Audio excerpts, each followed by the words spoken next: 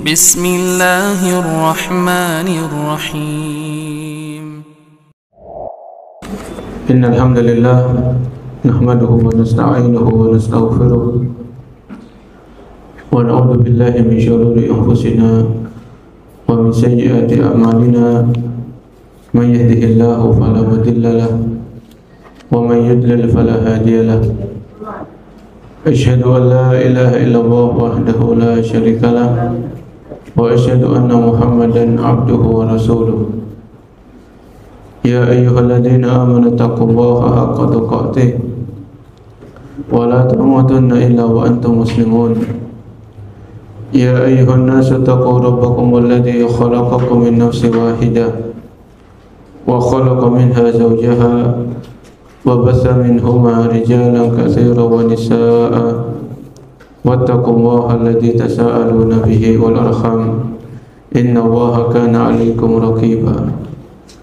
Ya ayyuhalladzina amanu taqullaha wa qulu qawlan sadida yuslih lakum a'malakum wa yaghfir lakum dhunubakum wa man yuti'illaha wa rasulahu faqad faza fawzan 'azima. Amma ba'du, fa inna asdaqal haditsi kitabullah wa khairul huda hudan nabiyyi sallallahu alaihi wasallam wa syarrul umuri muhdatsatuha wa kullu muhdatsatin bid'ah wa kullu bid'atin dhalalah wa kullu dhalalatin finnar. Para hadirin kaum muslimin dan muslimah yang dimuliakan Allah Subhanahu wa taala, alhamdulillah di pagi hari ini, hari Ahad, kita masih diberikan kemudahan oleh Allah Subhanahu wa taala untuk melangkahkan kaki kita di tempat yang mulia ini dalam rangka menuntut ilmu syar'i. Semoga Allah Subhanahu wa taala mengkaruniakan kepada kita ilmu yang bermanfaat dan menerima seluruh amal ibadah yang kita lakukan. Salawat dan salam semoga tetap terlimpahkan kepada junjungan kita, suri tauladan kita, Nabi Muhammad sallallahu alaihi wasallam, beserta kepada keluarga beliau, para sahabat-sahabat beliau, dan orang-orang yang senantiasa istiqomah di atas tuntunan beliau sampai hari kiamat.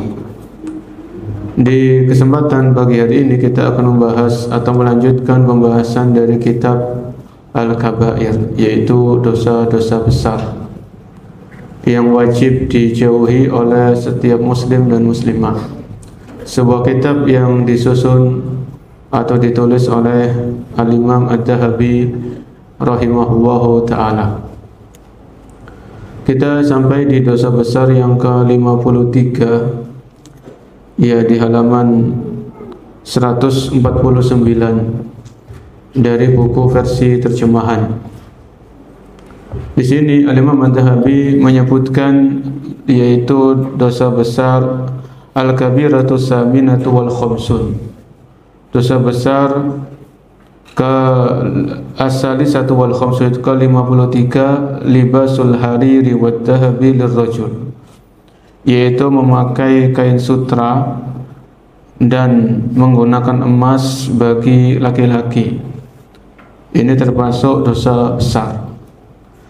Di antara argumentasi atau dalil yang disampaikan oleh penulis yaitu Imam Ad-Dhahabi, yaitu firman Allah Subhanahu wa taala di surat Al-A'raf ayat ke-26,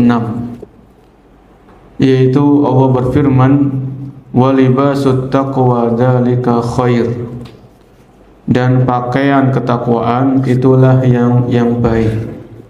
Ini adalah potongan ayat. Adapun lengkapnya ayat ini, Al-A'raf 26, ya bani adama qad anzalna 'alaikum libasan. Wahai anak Adam, sesungguhnya kami di sini adalah Allah Subhanahu wa taala, kami telah menurunkan untuk kalian pakaian. Yuwari sawatikum warisha.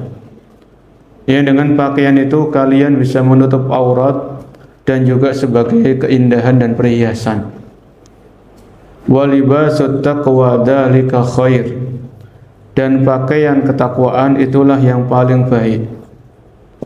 Dzalika min ayatillahi la'allahum yadzakkarun, itu merupakan tanda-tanda kekuasaan Allah bagi orang-orang yang mau mengingatnya. Jadi di sini kenapa Al-Imam Adz-Dzahabi membawakan ayat ini di pembahasan haramnya memakai sutra bagi kaum laki-laki? Karena pada asalnya hukum sebuah pakaian itu boleh dipakai. Pada asalnya pakaian itu kan boleh. Ya, baik pakaian ini, pakaian itu, pakaian laki-laki atau perempuan pada asalnya boleh. Kecuali ada dalil yang mengharamkan. Ya, kecuali ada dalil yang mengharamkan. Dan di ayat ini tadi Al-A'raf 26 Allah menyebutkan bahwasanya pakaian itu adalah salah satu nikmat. Allah menyebutkan di Al-A'raf 26, ya qad anzalna 'alaikum libasan yuwari sawatikum warisya. Kami telah menurunkan untuk kalian pakaian. Ya, jadi pakaian ini merupakan nikmat dari Allah Subhanahu wa taala. Apa manfaat pakaian ini? Tujuannya apa? Pakaian ini yuwari sawatikum warisya. Jadi pakaian itu tujuannya yang pertama adalah untuk menutupi aurat. Ya, ini harus kita pahami. Fungsi yang pertama dari pakaian, kenapa kita memakai baju, kita belikan baju anak-anak kita? Yang pertama fungsinya adalah menutup aurat. Jadi kalau kita beli pakaian dan pakaian ini enggak menutup aurat, ya percuma. Ya buat apa? Padahal Allah Subhanahu wa taala sudah menyebutkan di Al-A'raf 26, manfaat Allah berikan pakaian itu agar menutupi aurat kita. Dan kita harus tahu aurat kita itu yang mana saja. Auratnya perempuan itu yang mana, batasan-batasannya. Auratnya laki-laki, batasan-batasannya itu yang mana saja. Ya, agar kita beri pakaian itu bernilai ibadah. Ya, kita memakai baju, oh ya, saya pakai pakaian ini karena Allah perintahkan saya menutup aurat. Ya. Warisya, dan pakaian ini juga salah satu fungsinya setelah menutup aurat adalah untuk keindahan. Ya, untuk perhiasan. Ya. Jadi kalau berpakaian itu adalah sebuah kebutuhan, maka jangan sampai pakaian yang kita gunakan itu pakaian yang diharamkan oleh Allah dan diharamkan oleh Rasul sallallahu alaihi wasallam. Oleh karenanya Allah sebutkan walibasut taqwa, dan pakaian ketakwaan. Ya, maksudnya pakaian ketakwaan itu apa? Ya, kan ada baju takwa, maksud baju takwa ini. Jadi walibasut taqwa, dan pakaian ketakwaan itu adalah yang baik. Kalau pakaian yang dari kain, pakaian entah itu apa namanya, kemeja atau baju koko atau gamis atau apa, ini kan pakaian untuk menutupi lahiriah kita. Ya, menutupi casing, menutupi secara zahir. Kemudian walibasut taqwa, dan ketakwaan ini adalah pakaian batin. Ya, jadi lahir dan batin itu harus diperhatikan masalah pakaiannya. Oleh karenanya Allah sebutkan walibasut taqwa, dan pakaian ketakwaan itulah yang baik. Ya, pakaian ketakwaan ini maksudnya kita sebagaimana kita butuh berpakaian, maka kita juga butuh untuk ketakwaan. Dimanapun kita berada, pakaian apapun yang kita gunakan, merek apapun yang kita beli, maka jangan lupa untuk memakai pakaian ketakwaan. Ya, pakaian ketakwaan. Seandainya kita beli pakaian yang bermerek, kan pakaian macam-macam ya, ada yang merek terkenal, brand-brand ternama. Seandainya kita beli pakaian itu karena sebuah kebutuhan, karena memang kualitasnya bagus, mutunya terjaga, ya sudah kita beli, walaupun agak mahal, tapi jangan sampai membuat kita sombong. Karena kita beli pakaian yang brand ternama, dikeluarkan oleh seorang penjahit yang terkenal misalnya, akhirnya kita sombong, maka jangan. Ya, pakaian apapun selama itu menutup aurat secara sempurna, ya, entah itu brand ternama atau pakaian yang biasa-biasa saja, jangan membuat kita sombong. Ya, karena pakaian ketakwaan itu yang baik. Kemudian di sini Al-Imam Adz-Dzahabi membawakan hadis Nabi sallallahu alaihi wasallam, yaitu beliau bersabda, man labisal harira fid dunya lam yalbashu fil akhirati. Barang siapa yang memakai kain sutra, ini laki-laki ya, untuk laki-laki, barang siapa yang memakai pakaian sutra di dunia, maka dia tidak akan memakainya kelak di akhirat. Hadis riwayat Bukhari dan Muslim. Hadisnya hadis yang sahih. Ya. Jadi dalam hadis ini Nabi SAW memberikan ancaman, kalau ada seorang laki-laki, ya dia beragama Islam, dia mengaku Muslim, dia sudah tahu larangan memakai sutra bagi laki-laki, ternyata dia ngeyel, dia keras kepala, dia masih menerjang larangan ini, dia pakai yang dari sutra, nanti balasannya di akhirat orang seperti ini ketika dia masuk surga, sebelumnya mungkin masuk neraka dulu karena dia melanggar larangan. Dia masuk surga, maka dia tidak akan diberikan pakaian dari sutra. Ya. Dan ini al-jaza'u min jinsil amal, balasan itu sesuai dengan amal perbuatan. Kalau kita sudah dilarang kalau laki-laki dilarang memakai pakaian dari sutra, ternyata kita keras kepala, kita menerjang larangan ini, maka hukumannya sesuai dengan perbuatan kita. Nanti di akhirat kita tidak akan diberikan pakaian dari sutra. Ya. Dan disebutkan di surat Al-Hajj ayat 23, Al-Hajj ayat ke-23, yaitu Allah berfirman, walibasuhum fiha harir, dan pakaian penghuni surga itu adalah pakaian dari sutra. Ya, walibasuhum fiha harir. Al-Hajj ayat 23.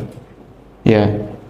Jadi di sini seorang muslim itu sabar. Ya, kita semuanya perlu sabar untuk meniti kehidupan ini. Untuk bisa meraih tiket surga itu perlu kesabaran. Ya, termasuk sabar dalam meninggalkan larangan Allah dan Rasulnya. Ketika Allah melarang kita yang laki-laki memakai pakaian sutra, ya kita tinggalkan pakaian ini, supaya nanti di surga kita diberikan pakaian dari sutra ini. Walibasuhum fiha harir. Kemudian di dalam hadis yang lain, masih dalam riwayat Bukhari, kalau yang sebelumnya itu riwayat Bukhari Muslim, kalau yang ini hadis riwayat Bukhari saja, innama yalbasul harira fid dunya man la khalaqa lahu fil akhirati. Sesungguhnya orang yang menggunakan sutra laki-laki di dunia hanyalah orang-orang yang tidak mendapatkan bagian kebaikan di kehidupan akhirat. Ya, tidak mendapatkan bagian dari kehidupan akhirat. Ini juga hadis menyebutkan tentang larangan dari memakai pakaian terbuat dari sutra bagi kaum laki-laki. Kemudian Nabi SAW bersabda, khurima libasud dhahabi wal hariri ala dhukuri ummati wa ukhilla linisaihim. Diharamkan memakai kain sutra dan emas bagi kaum laki-laki dari umatku. Jadi laki-laki ini diharamkan atau dilarang memakai sutra dan emas, baik itu untuk cincin atau aksesoris, ya, atau gigi, misalnya gigi dari emas kalau ada. Ini kalau laki-laki ini diharamkan. Ya, diharamkan, kata Nabi tadi, diharamkan memakai kain sutra dan emas bagi kaum laki-laki dari umatku, jadi dari umat beliau. Wa ukhilla linisaihim, dan dihalalkan bagi kaum perempuan dari mereka, jadi dari umatnya Nabi alaihi salatu wassalam. Jadi sutra dan emas ini dibolehkan bagi kaum wanita, karena wanita butuh berhias. Ya, butuh macak, kalau Jawanya itu bahasa Jawanya kan macak. Ya, butuh dandan. Kalau laki-laki tidak perlu seperti itu. Ya. Kemudian Di dalam hadis yang lain dari Hudzaifah radhiyallahu anhu, beliau berkata, "Nahana an-nabiyyu sallallahu alaihi wasallam an nashraba fi aniyati adh-dhahabi wal fiddah wa an na'kula fiha wa an nubsil hariri wad dibaji wa an najlisa alaihi." Nabi sallallahu alaihi wasallam telah melarang kami untuk minum dengan menggunakan wadah dari emas dan perak. Ya. Wa an na'kula fiha, dan Nabi melarang kami makan dan minum dengan menggunakan piring atau nampan yang terbuat dari emas dan perak. Wa an lubsil hariri wad dibaj wa an najlisa alaihi, dan Nabi melarang kami untuk menggunakan kain sutra dan duduk di atasnya. Hadis riwayat Bukhari. Ya. Hadis riwayat Bukhari. Jadi di sini larangan ini sifatnya umum. Jadi kalau tadi perempuan itu kan boleh pakai emas, pakai sutra, itu untuk perhiasan. Adapun kalau peralatan makan, entah itu piring atau nampan atau cangkir atau gelas atau sendok, ini dilarang menggunakan sesuatu yang dari emas. Itu kan kalau ada orang, ya mungkin karena saking kaya, saking banyaknya uangnya tura-tura sampai nggak ada nomor serinya gitu ya. Akhirnya dia bingung ngapain, untuk apa harta sebanyak ini kan gitu. Akhirnya dia pesan piring dari emas, wah kan gitu. Makannya dari piringnya dari emas, sendoknya dari emas atau dari perak. Ya ini dilarang. Jadi menggunakan bejana atau peralatan makan dari emas ini berlaku untuk laki-laki dan perempuan. Ya, berlaku untuk laki-laki dan perempuan. Ya, karena ya yang jelas itu diharamkan, karena di sini disebutkan oleh Hudzaifah radhiyallahu anhu, kami dilarang oleh Nabi makan dan minum dengan menggunakan wadah dari emas. Ya, ini kata Hudzaifah, beliau menyampaikan larangan dari Nabi sallallahu alaihi wasallam. Ya. Kemudian di sini ada beberapa faedah dari hadis ini tadi, yaitu pengharaman mengenakan kain sutra yang halus dan kasar bagi laki-laki dan ancaman keras terhadap orang yang menggunakan kain sutra. Ya, pengharaman sutra bagi laki-laki ini umum, baik sutra yang halus ataupun sutra yang kasar. Ya. Kemudian wanita, yang kedua, wanita boleh menggunakan sutra karena mereka membutuhkan perhiasan bagi suami. Ya, jadi wanita boleh menggunakan sutra karena wanita ini butuh berhias, khususnya untuk suaminya. Ya. Kemudian yang ketiga, pengharaman makan dan minum menggunakan piring dan bejana dari emas dan perak. Ini berlaku baik laki-laki maupun wanita. Ya. Karena demikian itu bagi orang kafir di dunia dan bagi orang muslim itu nanti di akhirat. Iya. Kalau orang kafir ya mereka nggak punya aturan. Kalau kita lihat orang kafir mereka punya sendok dari emas, yaitu karena mereka nggak ada aturannya. Kalau di dalam Islam kita ada aturan. Kita dilarang menggunakan peralatan makan dari emas atau dari perak. Ya. Nanti di surga kalau kita mau piring dari emas, sendok dari emas itu di surga adanya. Karena di surga semuanya boleh. Yang di dunia itu diharamkan, di surga itu dibolehkan. Ya, dipersilakan. Seperti sutra di dunia bagi laki-laki muslim ini diharamkan, nggak boleh. Tapi di surga kita dikasih pakaian dari sutra. Ya. Jadi sabar dulu. Kemudian juga para ulama menyamakan seluruh penggunaan dengan makan dan minum. Ya. Mereka menyebutkan makan dan minum termasuk masalah ungkapan yang didasarkan pada kebiasaan yang sering terjadi. Ya. Karena orang yang menggunakan wadah dari emas ini kan orang yang boros ya, berlebihan dalam menggunakan hartanya. Ya, dalam menggunakan harta. Kemudian juga di dalam hadis ini di halaman 151 Nabi bersabda, "Man syariba fi aniyatil fiddati innama yujarjiru fi batnihi nar jahannam." Siapa yang minum menggunakan gelas ya atau cangkir dari perak, sesungguhnya dia sedang menuangkan api neraka ke dalam perutnya. Ya, rawahul Bukhari wa Muslim. Dan terdapat riwayat yang sahih bahwasanya Nabi SAW memberikan keringanan menggunakan sutra seukuran 4 jari. Ya, 4 jarinya orang dewasa bagi orang-orang yang terkena penyakit gatal-gatal. Ya. Jadi kalau ada keperluan yang sangat mendesak ini dibolehkan, itu pun seukuran 4 jari. Jadi barang siapa yang memakai kain sutra bagi kaum laki-laki atau baju biasa yang bersulam sutra atau berbordir emas, maka dia termasuk dalam ancaman tersebut dan dia telah menjadi fasik karena dia melakukan dosa besar. Ya, melakukan dosa besar. Ini pembahasan dosa besar ke 53 ya, 53. Yaitu larangan memakai sutra dan emas bagi laki-laki muslim. Ya. Boleh menggunakan sutra dan emas untuk wanita muslimah untuk berhias bagi suaminya. Kemudian wadah makan, wadah minum, peralatan makan dan minum ini dilarang terbuat dari emas dan perak. Ini berlaku untuk laki-laki muslim dan wanita muslimah. Ya. Jadi ini rincian-rincian yang disebutkan dalam hadis-hadis yang dibawakan oleh Al-Imam Adz-Dzahabi rahimahullah.